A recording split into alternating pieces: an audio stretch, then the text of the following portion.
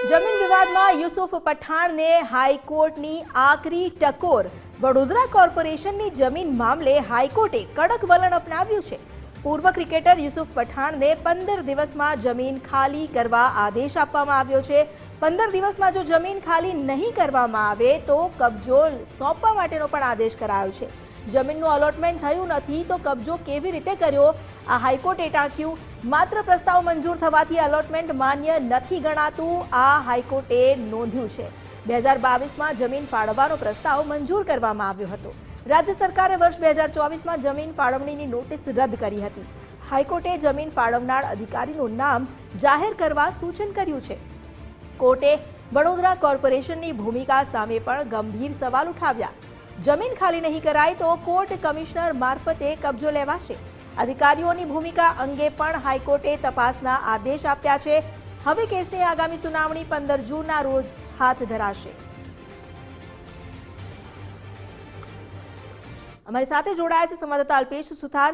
અલ્પેશ, હાઈકોર્ટે હવે વડોદરા કોર્પોરેશનના અધિકારીઓની ભૂમિકાને પણ સંદિગ્ધ ગણાવી છે, તપાસના આદેશ આપ્યા છે અને જે જમીન લઈ લેવામાં આવી હતી, કબજો લઈ લેવામાં આવ્યો હતો તે પણ પરત માંગી છે।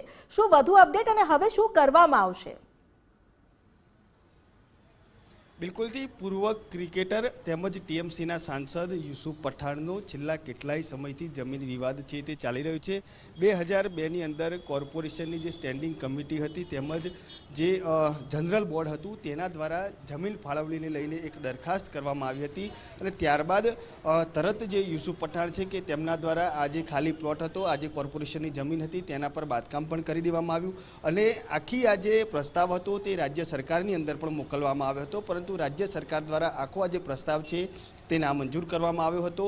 2024માં યુસુફ પઠાણ જ્યારે ટીએમસીના સાંસદ બન્યા ત્યારબાદ ફરી એકવાર આખો આ જે મુદ્દો છે તે ગરમાયો હતો અને ફરી એકવાર આ જે ગેરકાયદેસર કરેલા બાંધકામ અને દબાણને લઈને કોર્પોરેશનમાં અરજી કરવામાં આવી હતી અને ત્યારબાદ ફરી એકવાર રાજ્ય સરકારે આખો આ જે પ્રસ્તાવ છે તે ફરીથી નામંજૂર કર્યો હતો। આખો મામલો છે તે હાઈકોર્ટમાં પહોંચ્યો હતો અને હાઈકોર્ટે પણ ગઈકાલે જે સુનાવણી થઈને તેની અંદર જે પૂર્વ ક્રિકેટર છે તેમજ સાંસદ છે તેમની ઝાટકણી કાઢતા કહ્યું હતું કે તમને માત્ર તમારો જે જમીનનો છે તે માત્ર પ્રસ્તાવ કરવામાં આવે છે, ત્યારે આ જમીન ઉપર એલોટમેન્ટ થયા વગર તમે બાંધકામ કઈ રીતે કરી શકો છો। હાલ તો ક્યાંક ને ક્યાંક વડોદરા કોર્પોરેશનના જે અધિકારીઓ છે તેમની સામે પણ ક્યાંક ને ક્યાંક શંકાની સોય છે તે ચિંતાઈ રહી છે, કારણ કે કોની મંજૂરીથી આટલું મોટું બાંધકામ છે તે કરી દેવામાં આવ્યું તેને લઈને પણ હાલ કોર્ટ દ્વારા તપાસ છે તે કરવામાં આવી છે। કયા અધિકારીએ કર્યું તેનું પણ હાલ હાઈકોર્ટ છે કે તેમના દ્વારા નામ માગવામાં આવ્યું છે। હજુ ક્યાંક ને ક્યાંક આગામી સુનાવણી છે તે 18મી જૂને થશે,